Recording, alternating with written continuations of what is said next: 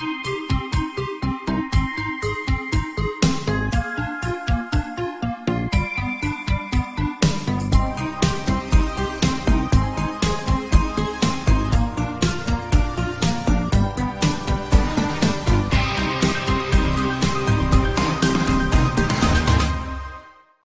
virus of one. In the beginning there were whispers, however one was louder than the rest. It spoke, it wanted a form, and in the embers of darkness it forged bodies of stone and metal. But as the metal cooled, the warmth of creation went with it. The cool spinning bodies didn't satisfy the whisper's need for love and warmth anymore.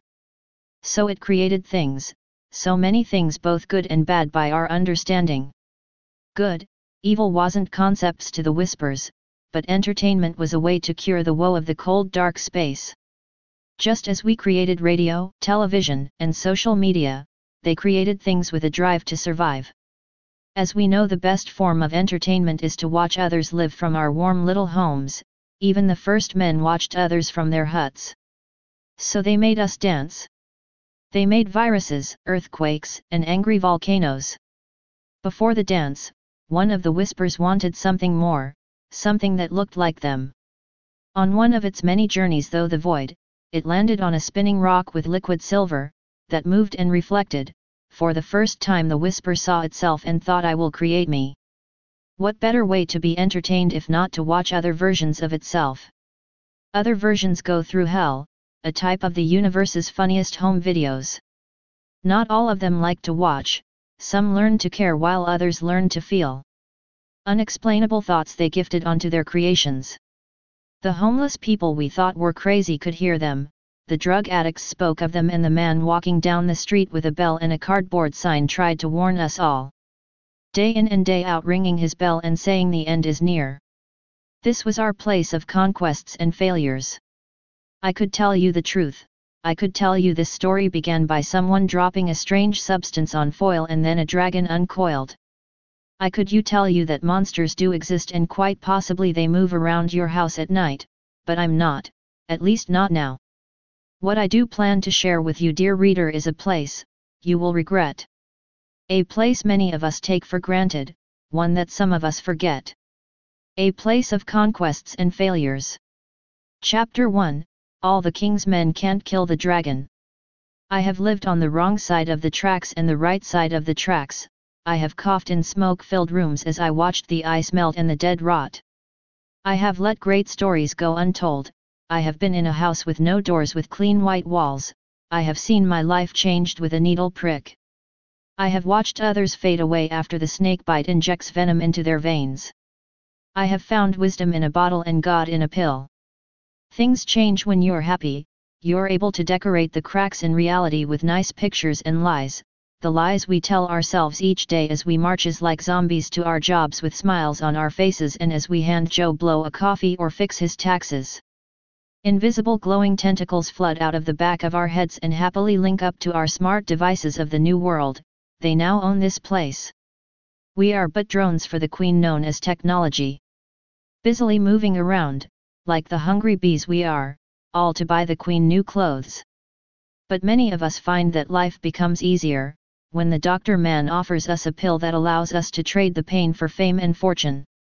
Something that fills the cracks in the wall with oxy-filled plaster. Something that makes the monsters look like friends. Something that allows you to shake the hand of the devil without feeling the burn of Dante's hell, something that turns life into a grand comedy. I have often wondered if I'm writing letters from purgatory or from hell for a council of imps. If you're careful, you can hear the whispers, the laughter of a large imp screaming place your bets. As we watch television or surf the web for the latest cat video, we forget that just as we seek entertainment, so do the other things we can't see. Just as we demand more to fill our needy void, so do them. Many of which don't even hide in the shadows anymore. As I sit here at the crossroads on this old dirt road, I await a demon.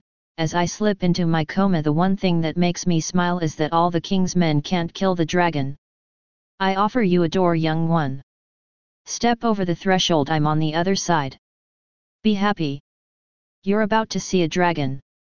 Quick note, damnatio memoriae. As we proceed with this story, there is a tiny detail I need to mention. This tale is a condemnation of memory. I guess what I'm trying to tell you that all persons including you is to be excluded from all official accounts. History has showed us there are many roads to damnation, including the destruction of depictions, the removal of names from inscriptions and documents, and even large-scale rewritings of history. The place we are about to go, you may remember, but you will never find written in history. This is both a new and an old story.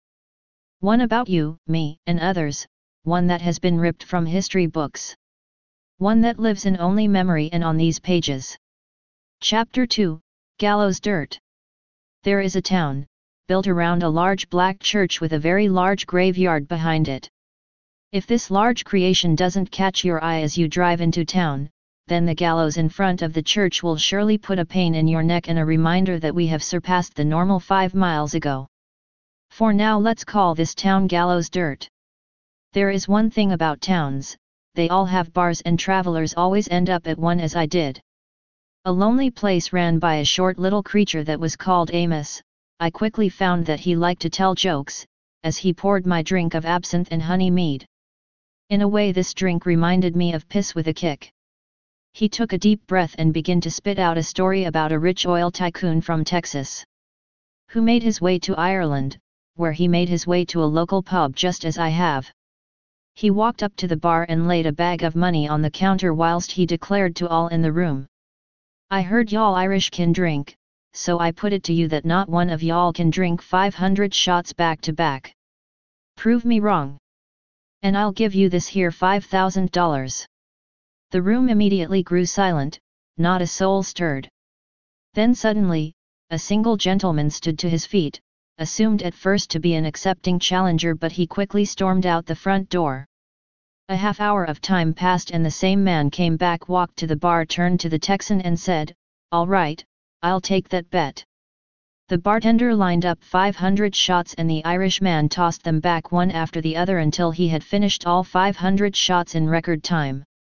The Texan raised his eyebrows in surprise and tipped back his hat as he handed the bag of money to the winning contender. "Well, you won," he said, then asked, out of curiosity, "Where'd you go for that half hour?" To which the Irishman laughed, then replied, "Oh, that. I went to the bar across the street to see if I could really do it first. In my travels I have found when a barkeep tells you something, it normally has a deeper meaning. I don't know if the green piss was messing with my mind or I thought I was funny, but I asked him if it had a deeper meaning. He quickly responded as he poured me another glass, "You need to be drunk to see this town for what it really is." The thing about Gallows, it was the first town to package, sell, and bring public lynching to the common man. I'm sure there are a lot of dead people that would like to get a rope around the guy who runs this town. Jacob White would remind you of an evil Mark Twain down to the pressed white suit, the cigar, and that unmissable southern rasp. The only difference was that Twain hated politics and this guy hated people. I started to press Amos about Mr. White. He said, "Don't go messing with that man. You ever see a man get his eyeball burnt out by a cigar?" I have, and let me tell you, you can hear the pop over the screams, almost reminded me of the sound a sardine makes when it hits a hot pan full of oil. As it turned out, I would meet Mr. White later on and he was all of what Amos said he was and more. But, my curiosity was dawned to a man that come in and started talking about a new virus from China. You ever get one of them moments after you finish an old-fashioned and you're looking at the bottom of the glass and a light bulb goes off? Something about this town, the people I met, China and a mysterious virus all seemed connected. The Hatter. Years before I met a street freak, a homeless man known as the Hatter. Every day in Central Park in New York he would have tea at noon, with interdimensional time-traveling beings from parallel dimensions. He was the full ticket, straight out of the Alice in Wonderland book. He told the world stories, of things to happen. He said New York and the rest of the world would be consumed by a nightmare with a crown. The nightmare has come and she has taken her crown. There was an Alice as well, a hooker from South Street. In a way we are all connected to a circle of filth, lies and the virus. This is your story, my story, and theirs, Shall we begin?